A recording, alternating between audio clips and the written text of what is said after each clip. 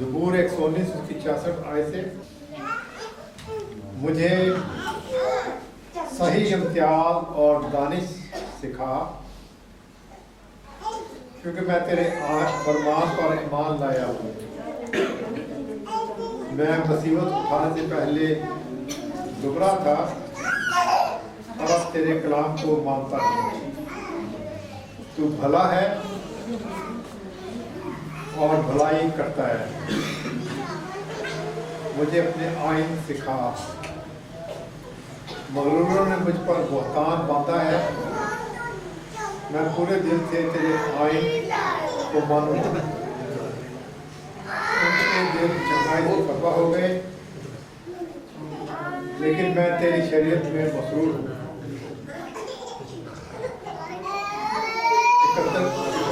71 आयत। अच्छा हुआ कि मैंने मुसीबत उठाई ताकि तेरे आइन सीख लूं। तेरे मुंह की शरीयत मेरे लिए सोने चांदी के हजारों सिक्कों से बेहतर है। आज हम थोड़ी देर कर गौर करेंगे 71 आयत का पहला हिस्सा। अच्छा हुआ कि मैंने मुसीबत उठाई। पहला हिस्सा,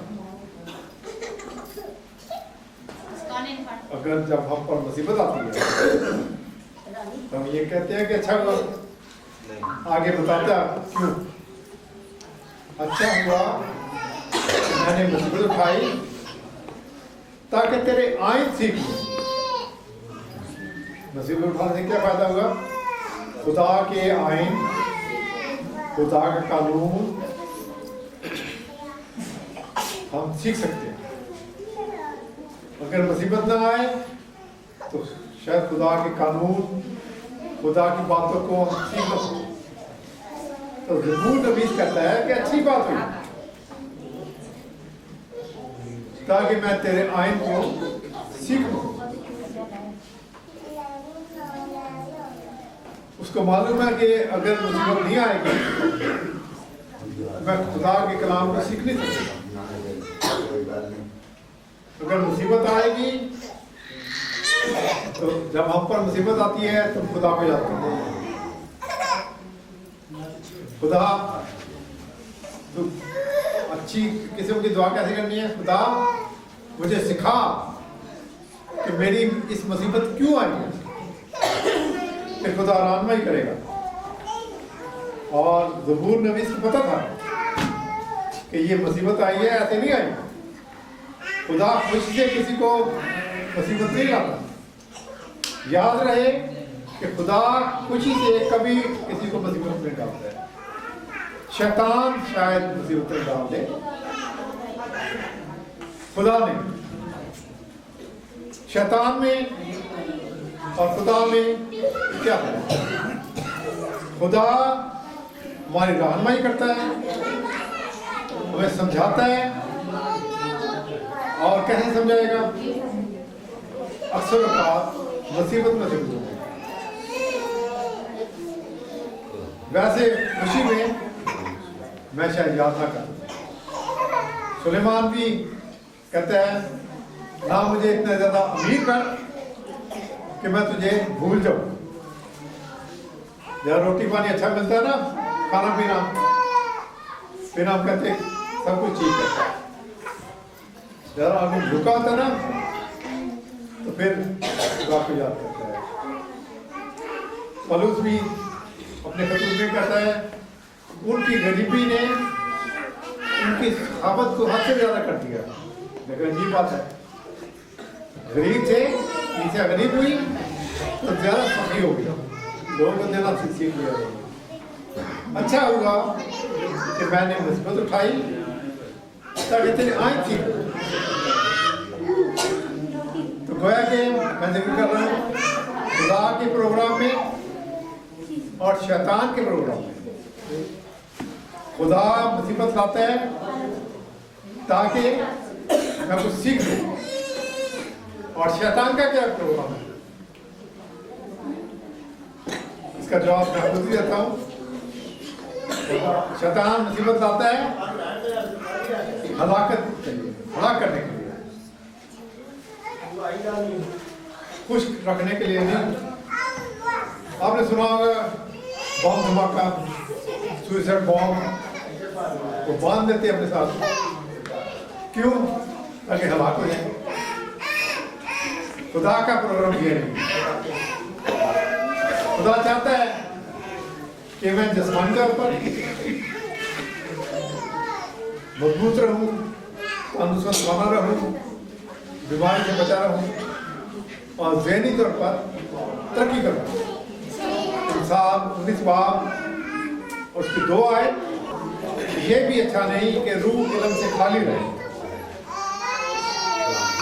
हमारी रूह जो है, ज़हन जो है, इसकी तरक्की होनी है, इल्म हासिल करें। बच्चों को हम स्कूल भेजते हैं ताकि इल्म हासिल करें। मस्जिद का ये कमाल है कि जिस मुल्क में गई साथ इल्म लेके गई, तालीमी इदारे लेके गई ताकि इल्म में तरक्की हो, और साथ हस्पताल लेके गई, हॉस्पिटल लेके गई ताकि जिस्मानी तौर पर तंदुरुस्त रहे। खुदा का प्रोग्राम है कि जिस्मानी तौर पर तंदुरुस्त रहे, बीमारी से बचें और ज़हनी तौर पर ज़हन में इल्म हासिल करें और रूह हमारी जो है वो तरक्की करें। पाक रूह की मदद से हम खुदा की रहनुमाई में और ज़्यादा आगे बढ़ें। तो हम शैतान के प्रोग्राम में चलते हैं या खुदा के प्रोग्राम में? खुदा के प्रोग्राम में तो साफ है कि जिस्मानी तौर पर सही रहना। अगर बीमार भी है ना तो ये नहीं कि खुदा की मर्जी है। उसे आज के टॉपिक में हमने देखा, अच्छा हुआ कि मैं हमने मुसीबत उठाई। अगर बीमार भी हैं तो सोचें, खुदा तूने मुझे क्यों बीमार किया, इसे तू क्या चाहता है? खुदा जाहिर करेगा कि बीमारी में खुदा क्या चाहता है। बीमारियों की किस्में हैं, एक दिन में भी खांसी ठीक हो जाती है, नज़ला जुकाम छोटा है, मलेरिया हफ्ता 10 दिन लग जाते हैं, और बीमारियां हैं, कैंसर है 4-5 साल लग जाएंगे, पूरी उम्र लग जाएगी, फालज है उसमें लग जाएगी। उसमें अगर खुदा के बंदे हैं, पहली शर्त ये है, अगर आप खुदा के बंदे हैं तो उस बीमारी से कोई ना कोई खुदा के जवाब आएगा। बहुत से ममालिक हैं जिसमें मफलूज लोग पार्लियामेंट के मेंबर बने। पाकिस्तान में पार्लियामेंट है ना, सूबाई पार्लियामेंट, सूबाई हुकूमत, फेडरल गवर्नमेंट, वो पार्लियामेंट के मेंबर बने। फालज है मगर खुदा के जवाबदार करने के लिए वो उसको खुदा इस्तेमाल करता है। एक औरत थी, वो सारी उम्र वो कुर्सी पर रही, मफलूज थी, मगर उसने कई लोगों को बचाया। जो लोग उसकी जवाबदारी करने के लिए जाते थे तो वो उनको बरकत देते थे कि मसीह के नाम से तुम्हें बरकत देती। लोग हैरान थे कि ये बीमार है मगर हमें बरकत देती है। उसके वसीले से खुदा ने काम किया। किस तरीके से खुदा बीमारी में हमें इस्तेमाल करता है। अच्छा हुआ कि मैंने मुसीबत उठाई। शर्त ये है कि अगर हम खुदा में, ये तो बीमार है तो अलीशा नबी के बारे में क्या है, तो मर गया, तो फिर आगे क्या है? अगर आपने किसी को बताओ, जंग के दौरान में एक फौजी था, वो मर गया और वो अलीशा नबी की कब्र के साथ सलाम किया, और जब वो अलीशा नबी की हड्डियों के साथ टकराया तो वो जिंदा हो गया। अच्छा हुआ कि मैंने मुसीबत उठाई और जिस्मानी तौर पर वो मर गया था, फिर भी खुदा में जवाबदार करने के लिए एक मुद्दा उसके बाद टकराया उसकी हड्डियों के साथ और वो जिंदा हो गया। आज हम कैसे सोचते हैं हाँ जी सलाम आ गया, वो वाला पता होगी वो फलानी गल होगी। वो ये तो देखें कि उसका क्या वजह, उस मुसीबत का जिस्मानी बीमारी या कोई और बीमारी, उसका मुझे क्या असर मिलेगा? शुक्रगुजार हो। वाले इलाके में पानी आया तो क्या शुक्र नहीं करना चाहिए? खुदा तूने हमें बचाया, मेरे खानदान को बचाया, और इतना ज़्यादा बड़ा सैलाब नहीं आया।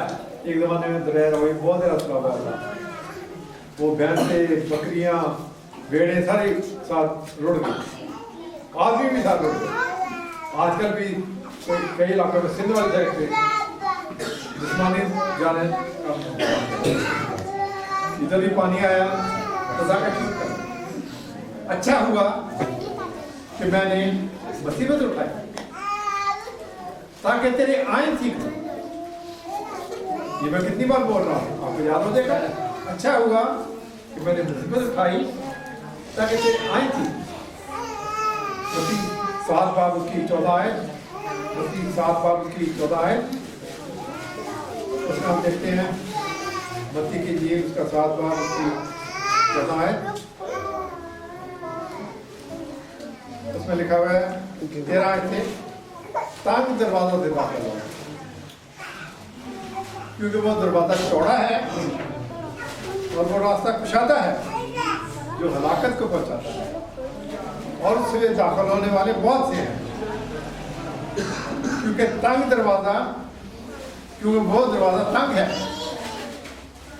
और वो रास्ता सुकड़ा है जो जिंदगी को पहुंचाता है, उसके पाने वाले थोड़े हैं। वही बात जो बात कर रहा हूँ। अच्छा हुआ मैंने, क्योंकि वो दरवाजा तंग है और वो रास्ता सुकड़ा है, छोटा है, मुश्किल है, जो जिंदगी तक करता है, अपनी जिंदगी तक, नए यरूशलेम तक, और उसके पाने वाले थोड़े हैं। आप कितने बैठे हैं? सब लोग नहीं जाएंगे। पंजाबी में जन्नत कहते हैं, बाइबल की जुबान में फरदौस कहते हैं। फरदौस कौन जाएगा? सिर्फ और सिर्फ वो जो एलानिया तौर पर यीशु मसीह का ख्याल करता है कि आज से मैं यीशु मसीह का को अपना निजात देना और खुदा की। बाद कलीसियाओं में ये रिवाज भी नहीं है और ना वो जान एलानिया तौर पर इकरार करना है, यीशु तू मेरा खुदावंद है, तू मेरा निजात देता है, तू मेरे सलीब पर जान दी ताकि मैं गुनाहों के तौर पर मरकर अपनी जिंदगी में डाल। बात हो रही आज के टॉपिक पे। अच्छा हुआ कि मैंने मुझको तंग दरवाजा था। क्यों? क्योंकि वो रास्ता आखिरकार बर्दाश्त तक नहीं होता। शुक्रिया आपका।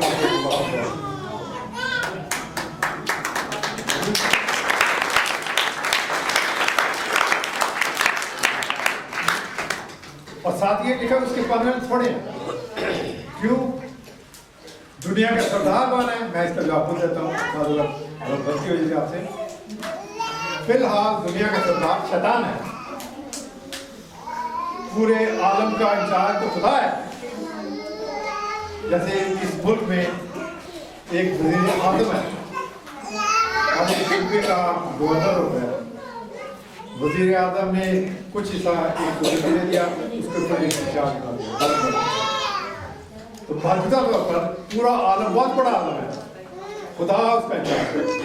और फिलहाल जमीन जो छोटी सी है उसका गवर्नर जो है वो शैतान को दे दिया।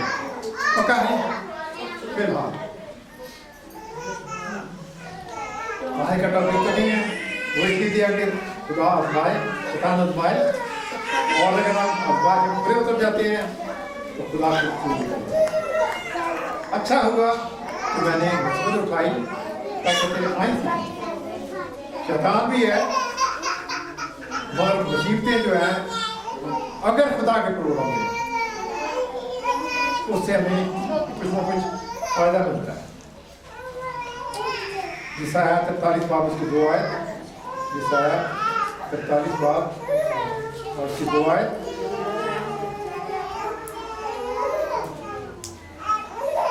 पहली आयत है, खुदावंद जिसने तुझको पैदा किया और जिसने आए इस्राएल तुझको बनाया, यूं फरमाता है कि खौफ ना कर, क्योंकि मैंने तेरा फिदिया दिया है। नए आयतनामे में हम देखते हैं यीशु मसीह का नाम है, यीशु मसीह ने मेरा फिदिया दिया ताकि मैं बता दूं। मैंने तेरा नाम लेकर तुझे बुलाया है, नाम लेकर, तू मेरा है। जब तू सलाब में से गुजरेगा तो मैं तेरे साथ हूँ। जब तू सलाब में से गुजरेगा तो मैं तेरे साथ हूँगा, और जब तू नदियों को अबूर करेगा वो तुझे ना डुबाएगा, और जब तू आग पर चलेगा तुझे आँच ना लगेगी और खुदा तुझे ना बुलाएगा, क्योंकि मैं खुदावंद तेरा खुदा तेरा निजात देने वाला, मैंने तेरा फिदिया दिया, मैंने तुझे नाम लेकर बुलाया। आपने सुना होगा किताबे हयात, जिसमें किसके नाम लिखे हुए हैं? जो निजात करते हैं, जो यीशु मसीह को अपना शख्सी निजात देता खुदावंद शुरू करते हैं, उनके नाम किताबे हयात में लिखे। जैसे आप लोग बैठे हैं, जो यहाँ के बच्चे हैं, उन्होंने उसने अपने रजिस्टर में आपकी फैमिलियों का नाम लिखा होगा कि कौन कौन फैमिली है, क्या स्वागत है। और मर्दन शुमारी वाले आते हैं, वो दरवाजे खटखटा के पूछते हैं जी आप कितने हैं, कितने फर्द हैं, बच्चे कितने हैं, बड़े कितने हैं, क्या कुछ करते हैं, नाम लेकर लिखते हैं। खुदा वल्लाह की किताब हयात में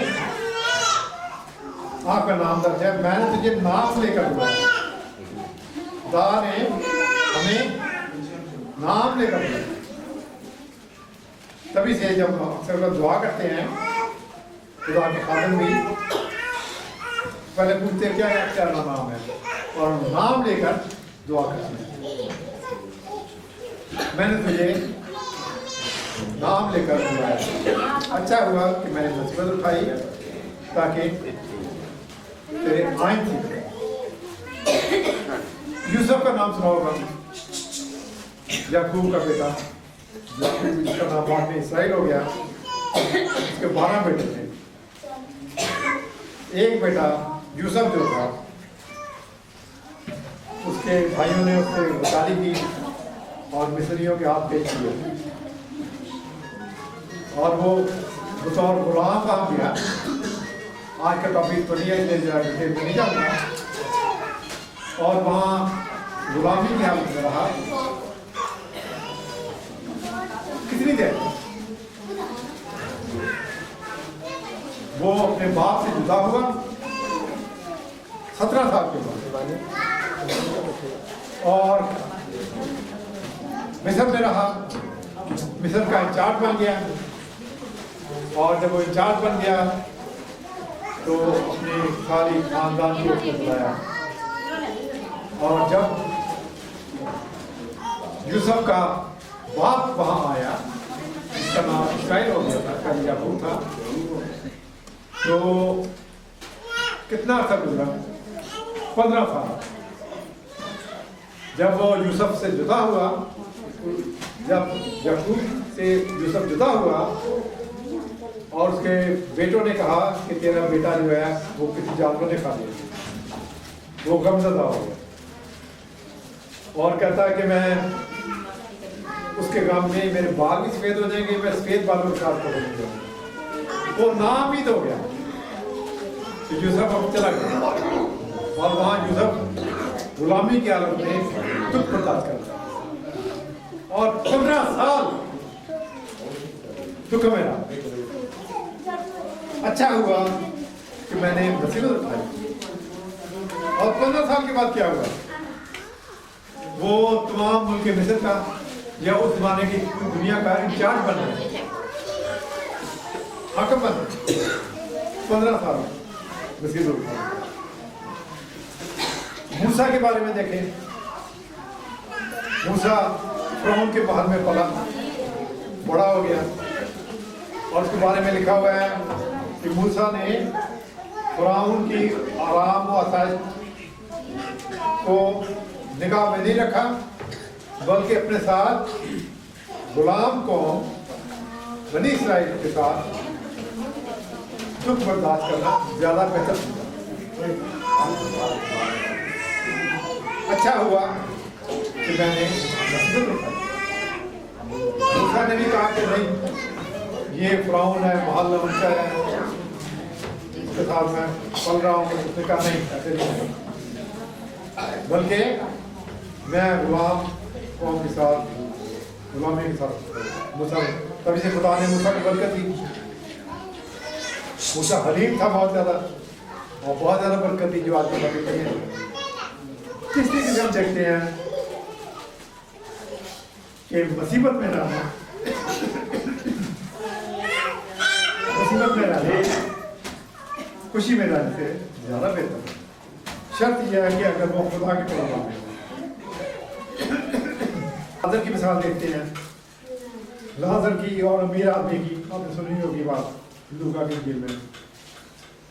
लाज़र जो था, अमीर आदमी के टुकड़े होते थे जो कुत्ते खाते थे, उनसे वो खाता था, और कीड़े थे उसके जिस्म में, जख्म थे, दुख में था। अमीर आदमी ठीक ठाक था, मर गया। लाज़र भी मर गया। सबने मरना, आपने ही मरना एक वक्त में, अपने वक्त पे। तो क्या हुआ, अमीर आदमी कहाँ गया और लाज़र कहाँ गया? लिखा हुआ है कि अमीर आदमी इब्राहिम की गोद में गया। ये कलमे लाहियात रहती है, इब्राहिम की गोद ऐसी नहीं थी। हम कह सकते हैं कि वो आसमान पर गया, ऊपर उठाकर नजर की, वहां गया। और लाज़र वहां गया। और अमीर आदमी दोज़ख के लिए पंजाबी ज़बान में वहां गया, वहां आग में तपड़ा है। और उसने कहा, इब्राहिम को कहा कि उस लाज़र को भेज दे थोड़ी देर के लिए, ताकि वो मेरे भाइयों को जाकर बताए कि अय्याशी ना करें, अगर ऐसे करेंगे तो आप जहन्नम में जाएंगे। उसने क्या जवाब दिया, मूसा और अंबिया तो तेरे पास है, उनकी सुने। अगर कोई मुर्दों में से जिंदा हो जाएगा तो उसकी भी नहीं सुनेंगे। वो आयत तो है और हकीकत में ऐसे है। अगर आपने वो देखी हो फिल्म पास्टर, वो मर गया और 4 दिन के बाद एक खुदा का खादिम था, और उस खुदा के खादिम ने दुआ की और जिंदा हो गया। और उसने बताया ये हवाले थे कि जो हवाला लिखा है कि मुर्दों में से जिंदा हो जाएगा। कहता मैं मुर्दों में मर गया था, हकीकत में कई लोग मरे हैं, अगर आपको पता हो ना, एक नहीं, मगर मसीह में दोबारा जिंदा हो गए, एक नहीं बहुत से हवाले हैं, दुआइयाँ दिया। एक शख्स ने यूएनओ में उर्दू में क्या कहते हैं, कौम मुतहदा में जाता है, वही भी कि मैं मर गया था, डॉक्टर ने कहा ये मर गया, मगर मैं दोबारा जिंदा हूँ।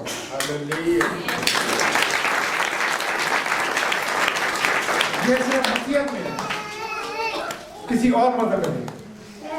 मसीहत ऐसा मजहब है, उसका जो इंचार्ज जो है मसीह, वो खुद मुर्दों में से जिंदा है और वो डॉक्टर को जिंदा करता है।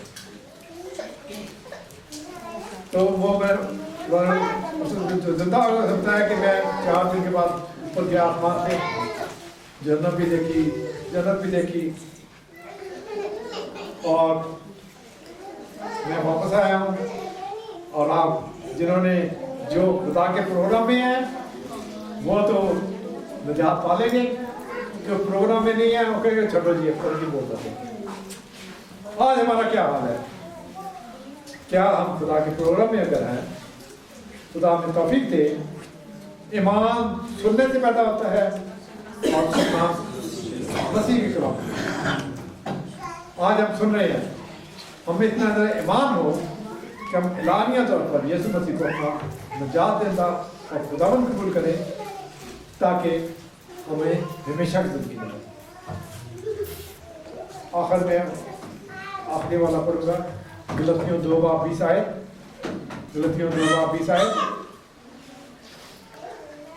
मैं मसीह के साथ मसलूब हुआ हूँ और अब मैं जिंदा ना रहा बल्कि मसीह में जिंदा। मैं मसीह के साथ मसलूब हुआ हूँ और अब मैं जिंदा ना रहा बल्कि मसीह मुझ में जिंदा है। अच्छा होगा कि मैंने मसीह को खोया। अगर हम मसीह में कायम हैं तो याद रहे कि जो दुख मुझे आते हैं मेरे अंदर मसीह है, सब मसीह का दुख आते हैं। अक्सर औकात कुछ लोग ऐसे ही दुआ करते हैं, मैं दुख में हूँ, और साथ उनको मालूम होता है कि साथ यीशु को दुख होता है।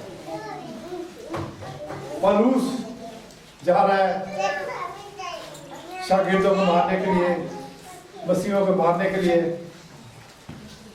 और रास्ते में मसीह नजर आया। वो कलीसिया को मारने के लिए गया, बंदों को मारने के लिए गया। तो मसीह क्या कहता है उसको? तू मुझे क्यों दुख देता है?